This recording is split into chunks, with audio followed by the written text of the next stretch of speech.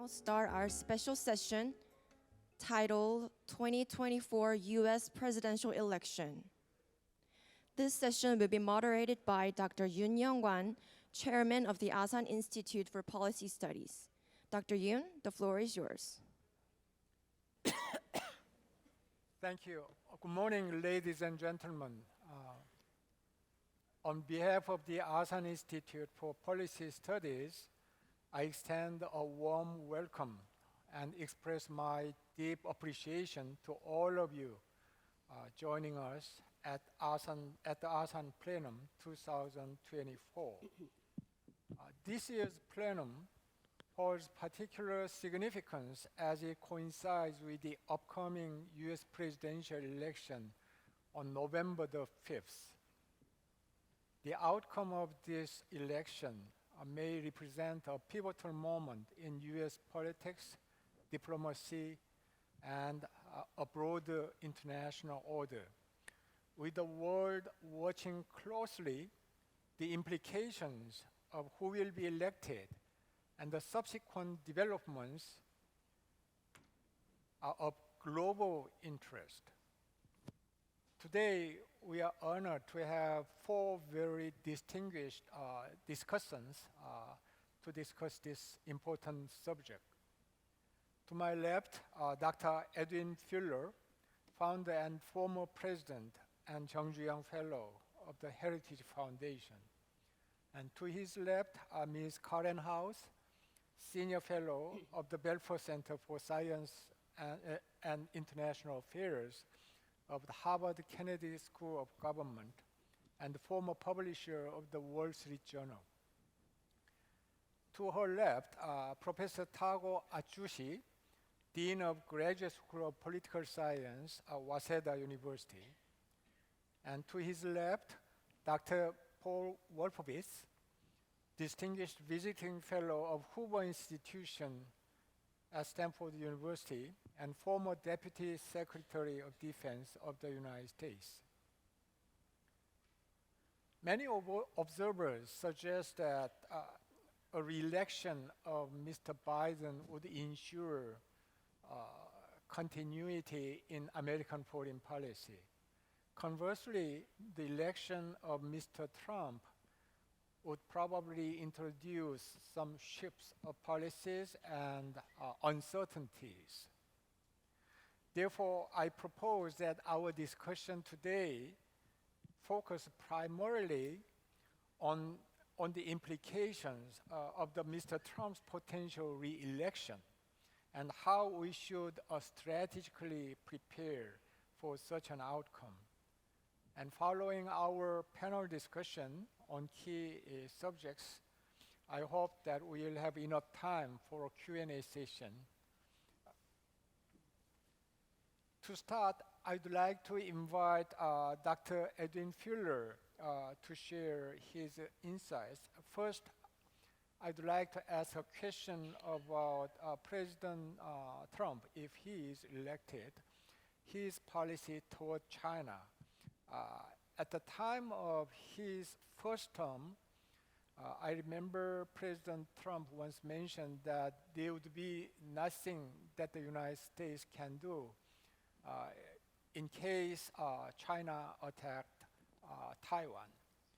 And what policy direction do you anticipate from Mr. Trump concerning China and cross-strait relations? Thank you very much, Chairman Yoon. Before I answer that question very specifically, I want to say something that I suspect my colleagues from the United States would agree on, and that is that sometimes I'm viewed as a partisan person in the United States, but I applaud what Kurt Campbell has done with AUKUS, with the Camp David Accords, with what this administration has done, just as I hope my friends who differ with me perhaps on domestic politics would appreciate what the Trump administration did with the Abraham Accords, et cetera. So when we can, I think all Americans should try to come together and find those parts of foreign policy, whoever's in the White House, that we can agree on and support as fully as possible. What will Trump do about China and cross-straits relations? The first thing I would remind everybody is that when Donald Trump came into office in 2017, and during the transition team, he had asked me to serve as one of his senior people on the transition. So I came to know him reasonably well as an outsider, and one of the things that I've expressed in the past is that his naivete about how Washington operates was really quite remarkable, because he was not a politician. He didn't come up through either the Washington or the state levels, and so he didn't really, he saw in blunt terms what could be done, whether it was his imposition of tariffs, whether it was trying to be transactional as opposed to having solid principles. I think his 4 years in office matured his outlook and not necessarily change it, but they made him a more understandable individual in terms of how to deal with the real world. China, Taiwan specifically, he and the people around him know very well that the Taiwan Relations Act, now its 45th year, has a firm commitment from the United States to doing what is necessary to protect the integrity of the Republic of China and Taiwan. And I don't think he's going to upset that. I think he is coming at U.S.-China relations from a realistic viewpoint. In fact, when I left Washington on Saturday morning, reading the Wall Street Journal, the front page article had to do with the level of tariffs that the Biden administration is going to be imposing on Chinese electric vehicles coming into the United States. And I thought, somebody got this wrong. That's not Biden, that's Trump. So somehow some of these roles are, if not being converted, they're also kind of coming together in certain respects. So I look for a forthright and stand-up support of Taiwan. And I think the other thing that I believe President Trump has learned is that if you've already won a battle, you don't have to go back and refight it. He very successfully, from his perspective, worked with our Korean friends after his successful trip here, his speech to the National Assembly in 2017. But he worked in terms of renegotiating the Korea-U.S. economic exchange program. And some said he was too tough, but the fact was it works. And I think that's something he can now say, hey, we already solved that one, let's move on to other things. So I'm cautiously optimistic about what a Trump administration will look like in terms of both U.S.-China cross-straits relations, and also a more practical and forthright stand in terms of U.S.-China bilateral, because if anyone hasn't noticed, in terms of the U.S. Congress, concern about the U.S. PRC relationship is not just a conservative Republican position. It's very much a bipartisan position, both in the U.S. House of Representatives and in the United States Senate. And it's something that everybody here should keep in mind.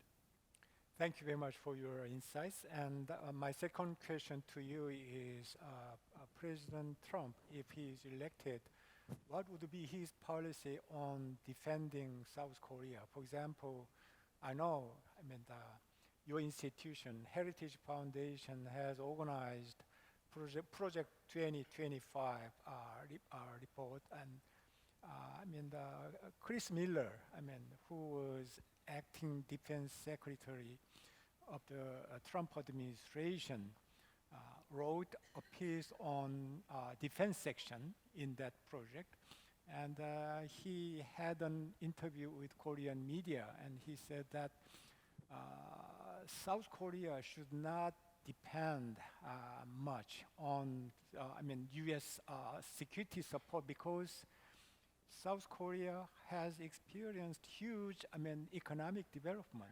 Basically, he was echoing President Trump's view. And what do you think about that?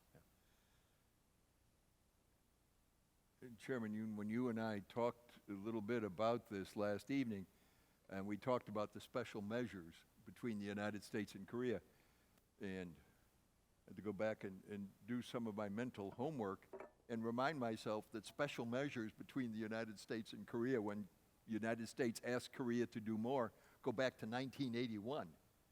You know, this has been for the last 6 or 7 presidents we've been talking about this.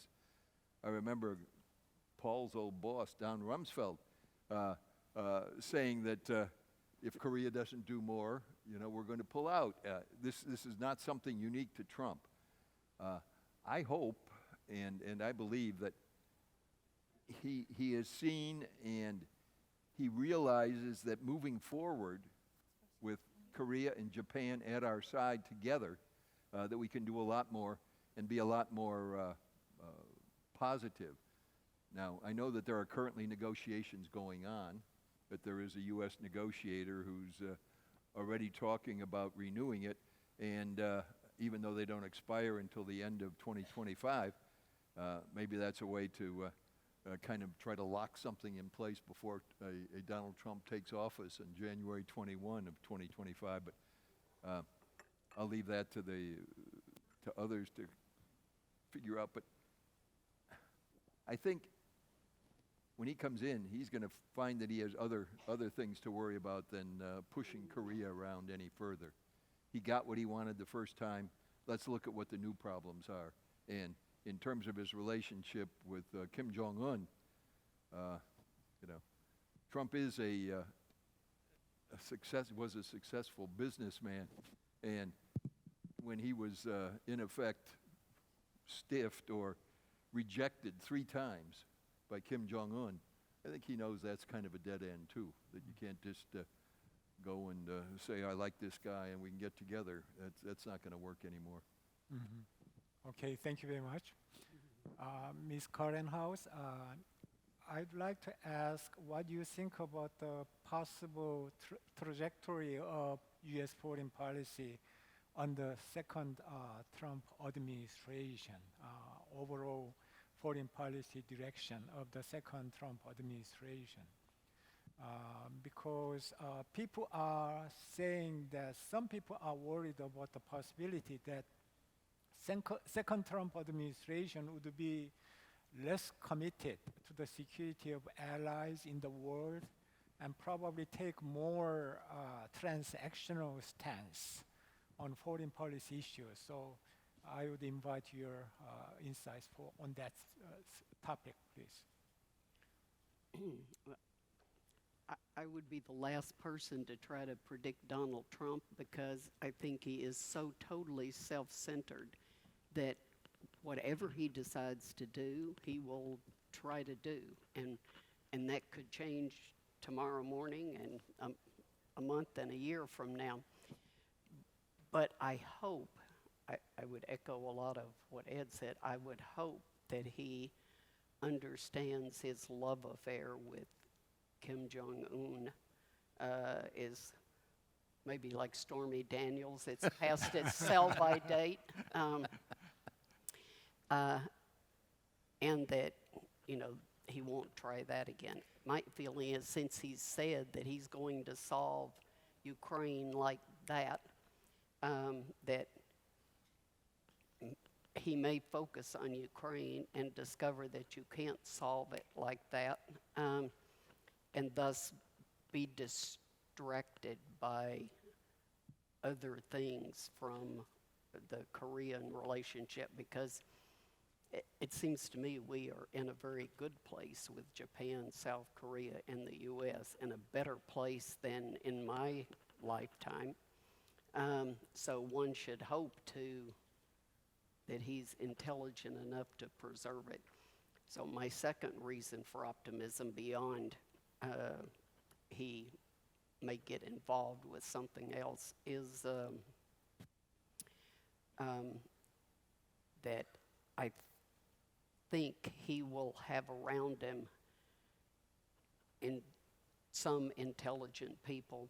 I mean, I know the Democrats in Washington are apoplectic about how Donald Trump is going to destroy democracy and destroy the bureaucracy and load it with little MAGA people. But I don't think there are enough little MAGA people to completely destroy the government, and the Senate has to approve some of these people. So I think there is a calibrator on common sense that will, I believe, put not guardrails on him, because I think he can't be hemmed in by guardrails, but at least some electronic shock therapy around him so that he won't just charge through the fence, you know, like a mad dog.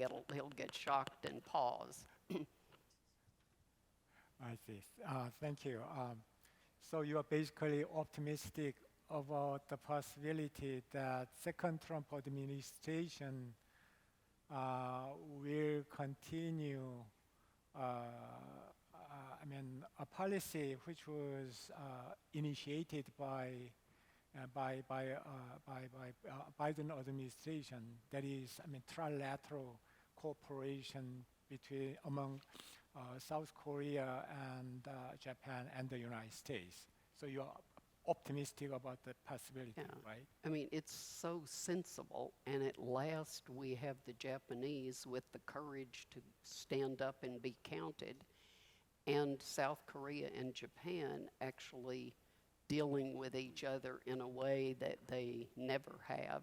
And to me, both of those are historic and are worth preserving, but I think are so common sense that it'll be hard to destroy them unless South Korea gets nervous about, we don't want to be isolated from China, and this is too much, the trilateral, and you look at the U.S. and get panicked about what will Trump do, then it could all come apart. But my advice to South Korea would be to stay the course, to be calm, cool, and collected. You're in a good place. And I personally also, and this may be the wish is father of the thought, but I personally don't see that Trump is going to pull the troops out. As Ed said, it's been discussed forever, and it hasn't happened because it's in our interest. If we lost South Korea, we'd be in a, as George Bush Sr. said, deep doo-doo, so it's better not to be in that position. Okay, thank you very much. Professor Tago Atsushi. Yep. I'm curious about how Japanese people are thinking about the second Trump administration after the November election, if he were to be elected. What is the most important concern for Japanese political leaders and Japanese people? For example, there may be some issues like U.S. troops stationing in Japan, also the Taiwan issue and trilateral cooperation. The Camp David agreement. What is your view? Okay, so, well, basically, we concerned about the American commitment itself. I guess the Trump is unpredictable, highly uncertain what he is going to do. That generates our mindset in a way, very concerned with the American commitment. But the thing is, I actually have done the public opinion experiment in 2019 and 2020 when Trump was there. And we actually sort of asked the question whether do you support indigenous nuclear weapon development by Japanese. And it was only like 20 to 30% of the support. And the experiment of the framing of less commitment by the US leads only about 4 to 7% increase. So that means that probably it has, well, maybe second administration may not have the good ministers or the pundits surrounding him, but I guess Japanese wouldn't probably go to nuclear. By the way, Asan has the Asan poll. It has the Korean data. According to the book, that the Korean supports over 60% for indigenous nuclear weapon development. So different story, but I guess as long as Japanese have the sentiment of the very highly like hate of nuclear weapons, like Hiroshima Nagasaki's memory, I think we should be just okay not to be worried about the Japan goes to nuclear. Conventional weapons, by the way, I think if it's possible, they would increase further more than the 2% of GDP, which is already a big increase. But according to the survey that I do, usually we get the 70 to 80% or even more of the public opinion support for increasing the defense budget, even though the government is full of lead ink. It's surprisingly, we are ready to invest conventional weapon.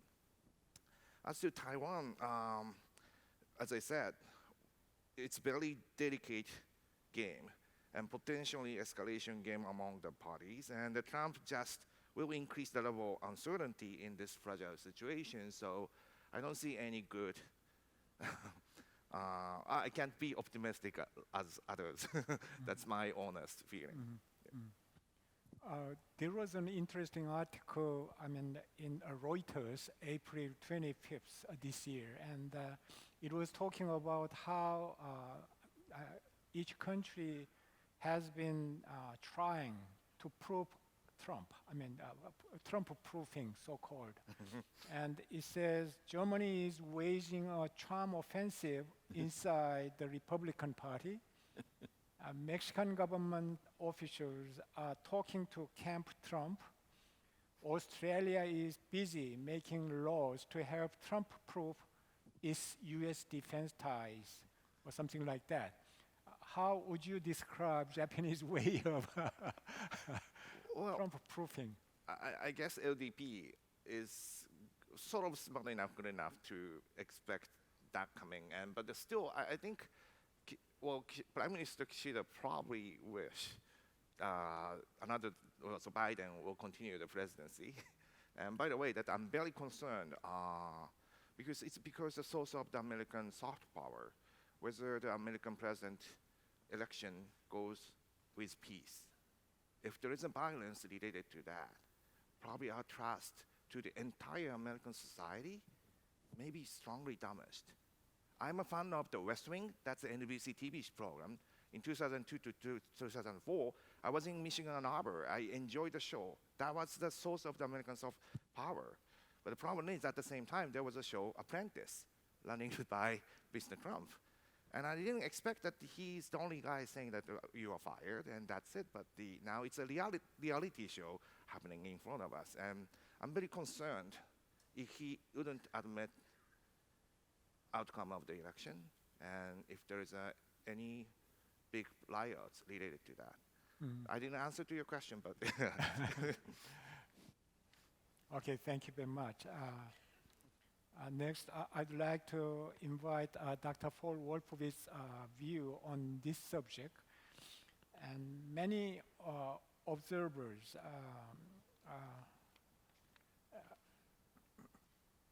in Korea are worried about the possibility that President Trump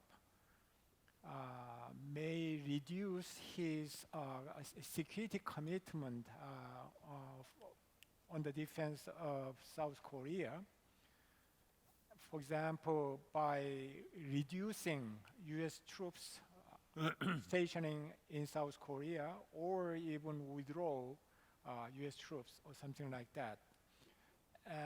And in that case, probably there would be a kind of security vacuum formed on the Korean peninsula. And in that kind of situation, probably South Koreans would favor the idea of developing their own nuclear weapons for defending their country. So if South Korea pursues that kind of option in that kind of difficult situation, what would your view, I mean, your assessment on choosing that kind of option? Well, this is a difficult question for me because I rarely disagree with my good friend Mung Jun, but in this one I think we may be in different positions. I worry a lot that the more the American people think that there's a nuclear dimension to a crisis or conflict in the peninsula, the more willing they will be to simply abandon South Korea.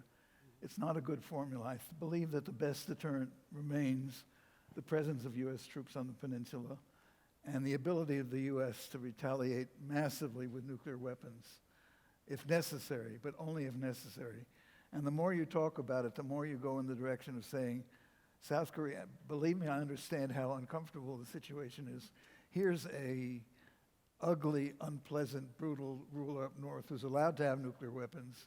Nothing's being done to get rid of his, but South Korea is not allowed to develop their own. There's an unfairness to the situation that I completely understand. But I'm not talking about the fairness. I'm talking about what is the most likely to prevent a war here. And I think what is most likely to prevent a war here is a very strong American conventional commitment to include maybe increasing what's here. And most of all, I would say, in one particular dimension, and let me back up a little bit here. I would say that in looking at Biden versus Trump, Biden has, I think, several things going with the American people. One is that he's shown in Ukraine, and now, whether you like it or not, with Israel, that alliances count and that he can pull alliances together. He's shown that, although I would say that your government deserves at least as much credit, with the tripartite commitment to South Korea. And he showed it in a kind of dramatic way with what missile defense can do. If I were advising your president, I think I would begin with, I think it was Karen's point. We're not really off the record, so I'm going to be a little cautious about this. But there's a word called narcissistic, which is commonly tossed around in current discussions in the U.S. To be honest, you have to be a narcissist to want that job in the first place. It's such a grueling, unpleasant job, and you're mostly going to get people attacking you. But Trump almost enjoys the attacks because what he really likes is attention. Mm-hmm. And what I think really probably works best with him is to help him show success. I would advise you to talk to the Japanese who worked with Shintaro Abe, who unfortunately is no longer with us, but obviously have found a way into Trump's heart, into Trump's head and his vanity, and figure out how to present Trump with some success and even let him claim some credit for the Camp David agreement with Japan and Korea. But take it a step or two further, and I think a place to go with that, most of all, would be to introduce effective missile defense based on the three countries. Because what we also saw in the Iranian attack on Israel, you can't stop it just from the target zone. You have to have a pretty wide dispersion of warning radars and of interceptors. And I think let him be an innovator instead of a destroyer. He would probably like either role as long as he gets attention. You want it to be the right attention. Okay. Thank you very much for your insights. And my next question to you is, Chris Miller, whom I mentioned a few minutes ago, he has been actively mentioned as the next, as the candidate for next Secretary of Defense under President Trump. And he said that we should consider, we cannot exclude the possibility of making a deal with North Korea, a kind of swap between nuclear freeze and lifting sanctions against North Korea. And he even said that kind of negotiation on arms reduction with North Korea should be considered as a possibility. And if President Trump resumes nuclear negotiation with North Korea, because he seems to have very favorable impression on dear leader Kim Jong-un over there.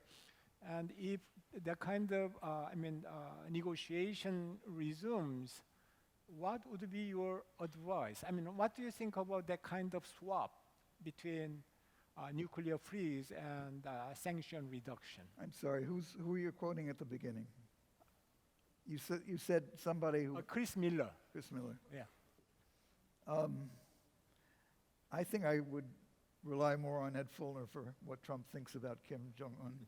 And I think he's been embarrassed by him 3 times.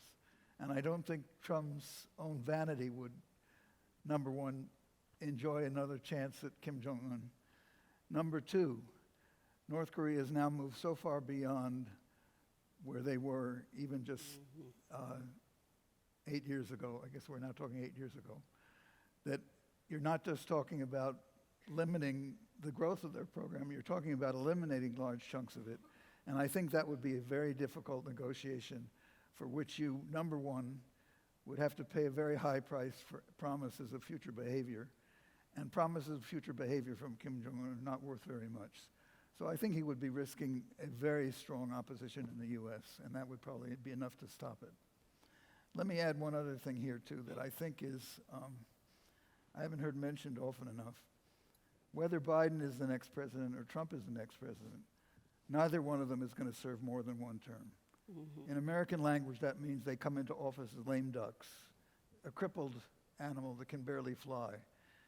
Most presidents in their second term have not done very well. It makes it even harder to recruit good people to work for you. Many people don't want to work for Trump, good ones. Many good ones have criticized Trump, like Governor DeSantis, and he doesn't want people around him who criticized him. So I think the staffing of the next administration is going to be a challenge.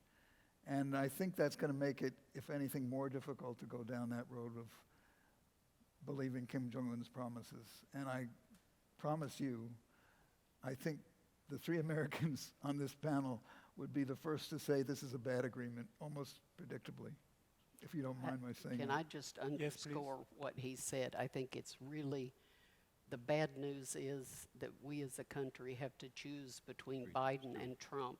The good news is both will be gone in 4 years' time, no matter what. Thank you very much. I mean, I really appreciate because each of you provided us with much food for thought, and I'd like to open to the floor and like to have some Q&A sessions from. Please raise your hand, introduce yourself briefly. Yeah, Mr. Jung Mong-jun first. I want to ask a very simple question to American panelists. Between President Trump and President Biden, who do you think will be elected as the next?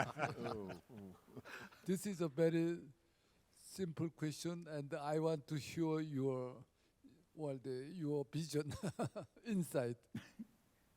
Please. Trump.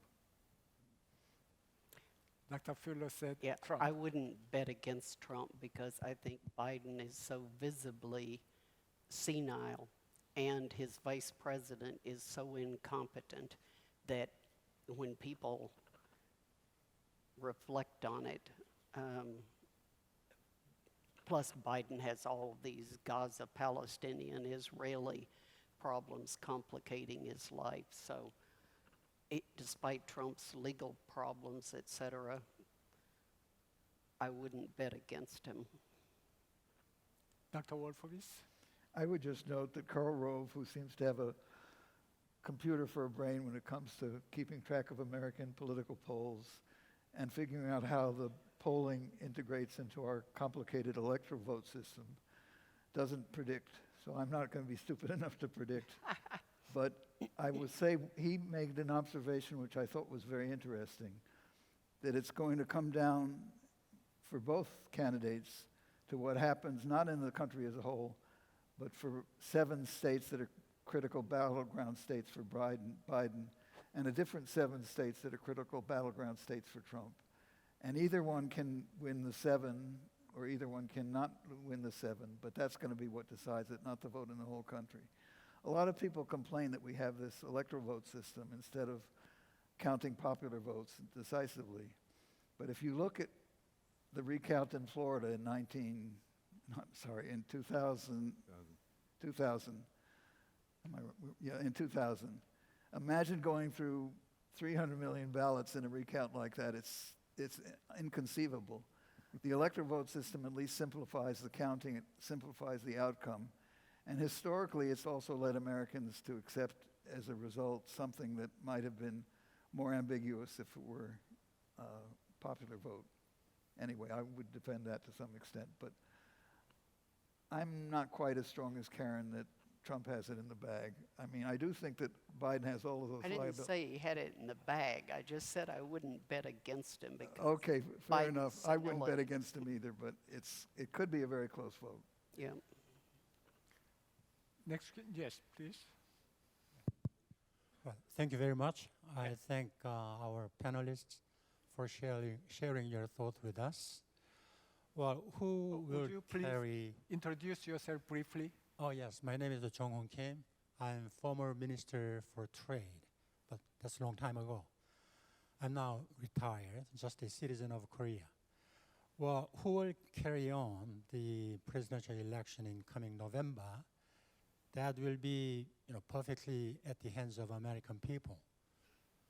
But what we see is Mr. Donald Trump is a very important and outstanding candidate, and he used to be the president. Why we are quite oftentimes upset by what he mentioned about what to do to defend Korea or what not to do or not to defend Korea, issues about Korea. What we are upset about is the quotations, the numbers and figures he quote is very oftentimes wrong, very far from factual numbers, He doesn't know about how many American soldiers are actually stationed in Korea. What he quoted, 40,000, that was wrong. And he said Korea is a free riding, take no burden at all, but that's not the fact. We have a special measure agreement, and we are paying our burden, our share of, expenditures, to defend our country. So my questions to you panelists, will there be any way for any American institute, private or official, or any officers working, active or retired, to tell to the president, or to tell to the candidate, to be more precise in quoting numbers and figures about Korea? Thank you. I don't think anyone on the panel wants to join Trump's speech team to give him facts and numbers. I would just say that, and my colleagues may disagree with this, but as I said, I worked with him rather closely in 2016 and 17, and the current Donald Trump on policy matters is more sophisticated. He has, I think, better people around him directly working with him on these issues, and it's not going to be quite as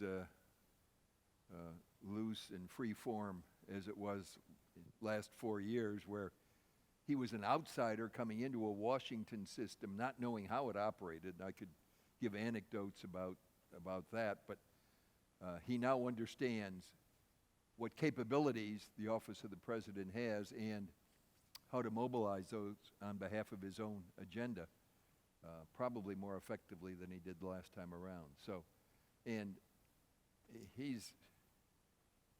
he'll learn the difference between 40,000 and 28,500, and he'll learn things like that. But how long he learns them is another question, I guess. Sorry, Karen.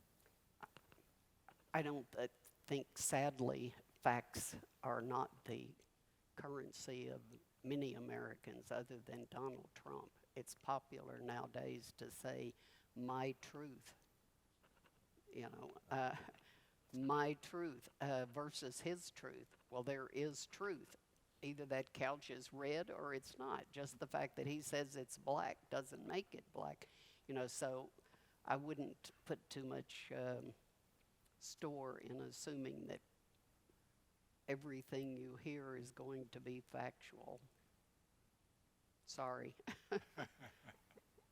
We're supposed to do that as journalists, but it's not what the great American public does much of these days, thanks to social media. Mm-hmm. Thank you. Thank you. Dr. Wolfowitz? No, nothing to add. Okay, any other question? Yes, please. Please identify yourself. I'm Zha Daojun. I teach international studies at Peking University. I have two questions. One regarding North Korea. If you read some of the memoirs of Trump's advisors who traveled with him and met the North Korean leader, they were told, at least in those books, that North Koreans told the Americans, the purpose of developing nuclear weapons was against China. The Western neighbor was a bigger enemy than the South. How truthful does that line fly in Washington? Or if that was accepted, given the sort of never say never or perpetual conflict with China, there are a long list of reasons, how can we in Beijing rule out the possibility of U.S. normalizing relation with the North Korea, and accept its nuclear program? Related to that is the Russia issue. Whether it's Trump or Biden, you think about it, there are not many more areas to de-risk. We've gone to nuclear submarine cables, right? What else are you going to? So the Russia issue is that what's the possibility, whether either Trump or Biden, of a reverse Nixon, meaning the U.S. in grand geostrategic thinking, right, takes that step of saying, China is the Soviet Union of that day. The U.S. would work to align with Russia in a way, because China is the long-term enemy, and those maritime arrangements have limits. Now, this may sound very dark. It sounds very hysterical on the part of China, Chinese thinking, but I don't think that line of thinking is absent. Also, we read this Nixon reverse argument in English as well. Okay.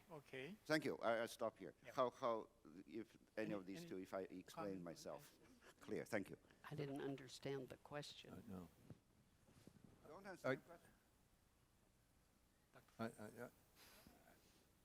I think what any administration is going to do is come in and look at the bilateral relationship between the U.S. and the PRC on, yes, pragmatic grounds, but on grounds of what's in the U.S. national interest. And right now, when we look at things like, on the negative side, like fentanyl coming in from our southern border that largely starts in China, when we look at Chinese dumping of various products that, as I said before, you've got both parties now saying that they're going to be imposing large tariffs. I don't like tariffs, but that's what's happening. You've got, at the same time, you've got us dependent, as we found during COVID, on basic pharmaceuticals coming in large number and large percentages from China. I think what both sides are going to have to say in coming together and in looking to the future is, how do we do more kind of friend sharing? How do we remove our relationship, our dependence on China, on rare earth minerals, What did the Biden administration do just 3 or 4 months ago? They said no to a new copper mine in New Mexico. I mean, hey, we ought to be trying to build that up instead of our incredible reliance on China. So those kinds of things, I think, are going to be the drivers in terms of the U.S.-China relationship. This is besides the broad strategic questions in terms of bombs, rockets, Navy ships, and my sincere congratulations to Paul in his pointing out the success of missile defense as something that ought to be something that really brings U.S., ROK, and Japan together in terms of not only the North Korea threat, but hell, China's got a bunch of nukes too that we all ought to be worried about. So, just some random thoughts. Anything to add, Dr. Wolfowitz, or? Maybe just a clarification on the question. Who was saying that Kim Jong-un's weapons were aimed at China? Was that the Chinese position or the North Koreans saying that?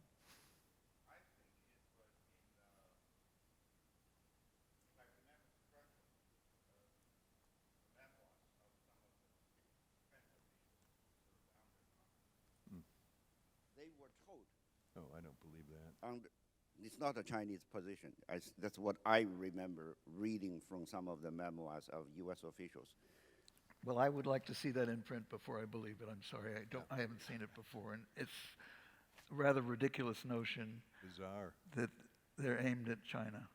It's very clear they're aimed at at Korea and its allies. Well, I Japan never and the really US. think John Bolton might be a credible source. I think. If he So, said it, I'd love to see it. Okay. I'll admit I'm wrong if it's there. Let me invite other questions from the floor. Yes, please. Thank you very much. My name is Hideshi Tokuchi. I'm from Japan. I'd like to ask a question to any of the American panelists. Today it is very easy to say that the U.S. is divided, but the United States has been disunited for many, many years. So how long do you think that the United States will continue to be divided? And how do you think that the United States can fix the situation by itself? It's your speech last night. I think it's, personally, it simply takes leadership and, at some point when these two pass, I think we will find our way toward a more confident and cohesive position, because some leader will arise that's not Joe Biden or Donald Trump. And the last 8 years have been incredibly divisive. And as I tried to point out last night, as you said, we go through cycles, but the cycles tend to end when something shakes us into intelligence. And either that's leadership or it's some event. 9/11. Okay. 9/11, yeah. Yes, the gentleman over there. Okay, thank you. I'm Su Hao from China, from Federal University. My question is coming to the American panelists. We know that in Donald Trump's first administrations, there's the summit between the U.S. and North Korea, even regarding the nuclear issue. And it seems that the positive signals sent out to us that even the nuclear issue could be discussed or even manageable between the U.S. and North Korea. But unfortunately, in the Joe Biden's administration, the nuclear situation is getting worse, and even the serious, confrontation or tensions, the, possible risk in Northeast Asia. So my question to you is that, what's your assessment about Joe Biden's administration to manage the nuclear issues with North Korea, or take disadvantages of weaponization in North Korea so that make U.S. to consolidate your strategic presence in Northeast Asia or in the Pacific? And if Donald Trump go back to the office in our White House, so is it possible to make the reverse in the process of nuclear management between the U.S. and North Korea? Thank you. Okay, Dr. Wolfowitz, would you please answer if you... The question, I gather, is might the Biden administration go down the road of trying to negotiate with North Korea, and how would they deal with the North Korean threat? I think a lot depends on what your government asks of the administration. I think a Biden administration will be more receptive maybe than a Trump one to accommodating what allies think is necessary. So I guess my answer to you would partly go in the direction of saying, I think South Korea should focus on building up the American conventional capability in and near the peninsula, emphasizing the presence of the nuclear capability around the peninsula, which actually has already been done with some warning flights escorted by Japanese and Korean fighter jets in the aftermath of the Camp David summit, and looking at particularly at missile defense. I think it was not so long ago, and I don't remember whether he was still the National Security Advisor, but Trump's last National Security Advisor, a man named Robert O'Brien, said the right response if Putin uses a tactical nuclear weapon is to devastate his military capability with conventional weapons. And I suspect a similar kind of response could be prepared in the event of a North Korean provocation. And that's where I would put the focus, not on nuclear retaliation, which is always going to raise a lot of alarm bells in the United States. Okay, I think it's time for us to wrap up our session. And thank you very much to each panelist for your enlightening perspective. I think our discussion helped us to understand better the nature of potential Trump administration's foreign policy towards South Korea as well as to the world. Thank you very much. Thank you, Chairman.